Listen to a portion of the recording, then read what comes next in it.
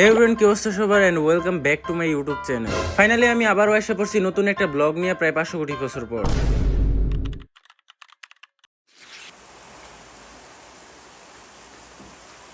যাই হোক, এটা ছিল ঈদের 2 দিন আগে, আর তখন প্রচুর পরিমাণ বৃষ্টি পড়তেছিল। দেখা মনে হইতেছিল সন্ধ্যা হয়ে গেছে, বাট তখন আসলে 8টা বাজে। আর তখন আমার ভিডিও বানানোর কোনো কথা ছিল না, কারণ তখন আমার কোচিং এ যেতে হতো, বাট বৃষ্টির কারণে আর যাওয়া হয় নাই। এর জন্য আমি ভাবলাম কয়েকটা ভিডিও ক্লিপ নিয়ে এনে ব্লগের মধ্যে দিয়ে দিতে পারবো। আর এমনি তো ভালো হয়েছে আমি কোচিং এ যাই না, কারণ আমি একা না, বাকি ভন্ডাগুলো আসে না। মানে আর কয়েক মাস পর আমাদের এসএসসি পরীক্ষার, আমরা দিন দিন বেশি ভন্ডামি করা শুরু করছি। আর এমনি তো তখন বসে বসে কিছু করার মতো ছিল না, কারণ আমাদের বাসার মধ্যে কারেন্ট ছিল না। এখানে আমি জ্বালানা খুলে কয়েকটা ক্লিপ নেওয়ার ট্রাই করতেছিলাম, বাট জ্বালানা খোলার পর এত পরিমাণ পানি আসছিল যে আমার পুরো শরীরটা ভিজে গেছিল।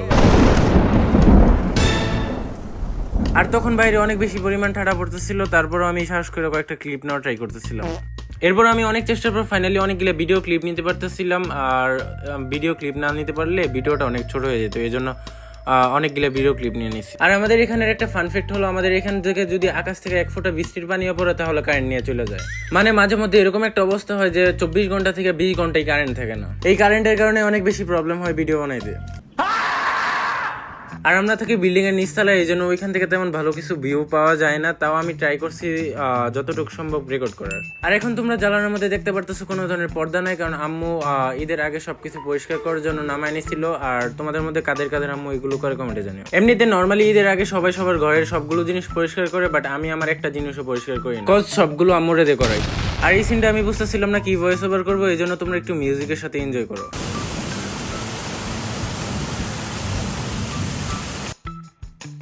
ভাই লিটারালি আমি প্রায় 2 ঘন্টা ধরে ওয়েট করতেছি বৃষ্টি থামার জন্য, বাট বৃষ্টি থামার কোনো নামগন্ধই আসতেছে না। বৃষ্টি পড়া শুরু হয়েছিল সকাল 8টা থেকে, আর এখন পর্যন্ত আমি ওয়েট করতেছি, বাট বৃষ্টি থামার কোনো নামগন্ধ নাই। আর এখন বাজে হচ্ছে 10টা। কজ আমি ভাবতেছিলাম বাইরে গিয়ে অনেকগুলো ক্লিপ নিবো আর ভিডিওটাকে একটু ইন্টারেস্টিং বানাবো, বাট উল্টা ভিডিওটা অনেক বেশি বোরিং হয়ে গেছে। অনেকক্ষণ ধরে আমি বৃষ্টি দেখতে দেখতে প্রায় পাগল হয়ে গেছি, এই জন্য ভাবলাম তোমাদেরকে ওই বৃষ্টি দেখায় পাগল করে ফেলবো। দেখো দেখো আমার সাথে বৃষ্টি দেখো, দেখে দেখে পাগল হয়ে যাও।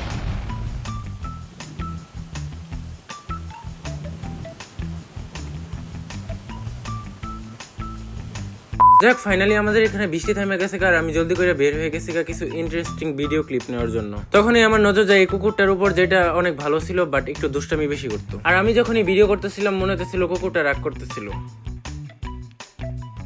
এই বেটা ক্যামেরা বন্ধ করো, আমি ফেমাস একদম চাই না, আমি আগে থেকে অনেক বেশি ফেমাস। দেখি তো এখনো কি ভিডিও করতেছে কিনা, এই সাহস করতে বড় দাঁড়া। আজকে তো তোর ছাড়বো না।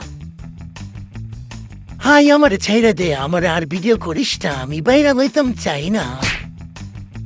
যাই হোক, ফাইনালি একটা গরু পেয়ে গেলাম, আর এটা হচ্ছে আমাদের গ্রুপের ক্লাস করা যেই টিচার ওনাদের গরু। এটা অনেক কষ্ট করে শুয়েছিল, কারণ এটার দড়িগুলো অনেক টাইট করে লাগানো ছিল, আর এর কিছুক্ষণ পরে এই দড়িগুলো ঢিল দিয়ে দেয়, যার ফলে এটা অনেক আরামসে শুতে পারছিল। বাট আমারই খুশি বেশিক্ষণ টিকে নাই, কিছুক্ষণ পরই আবার বৃষ্টি পড়া স্টার্ট হয়েছে। ভাই লিটারলি আমি ঘন্টাখানিক বাইরে ছিলাম আর অনেকগুলো ভিডিও ক্লিপ খুঁজতেছিলাম, বাট কয়েকটা ভিডিও ক্লিপ পাইছি এন্ড আমি অনেক বেশি খুশি হয়ে গেছিলাম বাট আমারই খুশি বেশিক্ষণ টিকে নাই, কারণ আবারও বৃষ্টি পড়া স্টার্ট হয়ে গেছিল তখন আমি ভাবতেছিলাম আমার সাথে বারবার এরকম কেন হয়, আর এগুলো ভাইবে অনেক বেশি রাগ উঠতেছিল, বাট তখন করার কিছুই ছিল না।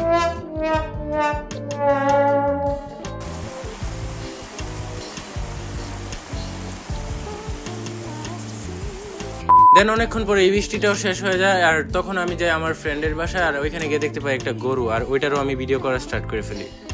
আর এই গরুটা আমার অনেক বিশ্রীভাবে ইগনোর করে। এরপর ওর রুমে গিয়ে আমার ফার্স্টে নজর পড়ে এই গিটারটা। ফার্স্টে তো আমি ভালো বাচ্চার মতো এটার ভিডিও করতেছিলাম, দেন যখনই আমার সুযোগ পাইছিলাম এটাকে হাতে নিয়ে নিছি। হাতে নেওয়ার পর এটা অনেক বেশি পাতলা লাগতেছিল, আর আমি এরকম ঢং করতেছি যে এটা আমি জীবনের ফার্স্ট টাইম ধরছি। দেন এটা যেখানে ছিল ওইখানে রেখে দিচ্ছি ভালোভাবে, কারণ এটা যদি নষ্ট হয়ে যায় আমাকে মেরে ফেলবো। দেন ওইখান থেকে সন্ধ্যার দিকে বাসায় আসি, আর বাসায় এসে দেখি একটা ছাগল, আর এই ছাগলটা হচ্ছে আমাদের বাড়িওয়ালা আন্টিদের। এটাকেও আমরা বাদ দিয়ে নেই, এটারও ভিডিও করে রেখে দিচ্ছি। এটার ভিডিও করার পর অফ ক্যামেরা এটা আমাকে একটা গোতাও দিচ্ছিল। এরপর ঈদের দিন সকালবেলা আমি নামাজ পড়ার পর ডিরেক্ট চলে যাই নানুর বাসায়, কজ ওইখানে হচ্ছে আমাদের কোরবানির গরু, আর আমরা হচ্ছি মামারা, আমরা আর খালামুনিরা একসাথে মিলে আমরা কোরবানি দিই। আর নানুর বাসা আমাদের থেকে বেশি দূরে না, লাইক আমাদের এখান থেকে যাইতে 20 মিনিটের মতো লাগে। তো রিক্সা দিয়ে যাওয়ার সময় ফার্স্টে আমি 2টা গরু দেখতে পাই, দেন এরপর আরো 2টা গরু দেখতে পাই, আর এরপর আরো একটা গরু দেখতে পাই। যাওয়ার সময় একটার পর একটা গরু দেখতেছিলাম, আর আমি ভাবতেছিলাম যে এতগুলো গরুর মাঝখানে আমার বন্ধুটাকে কিভাবে খুঁজে পাবো।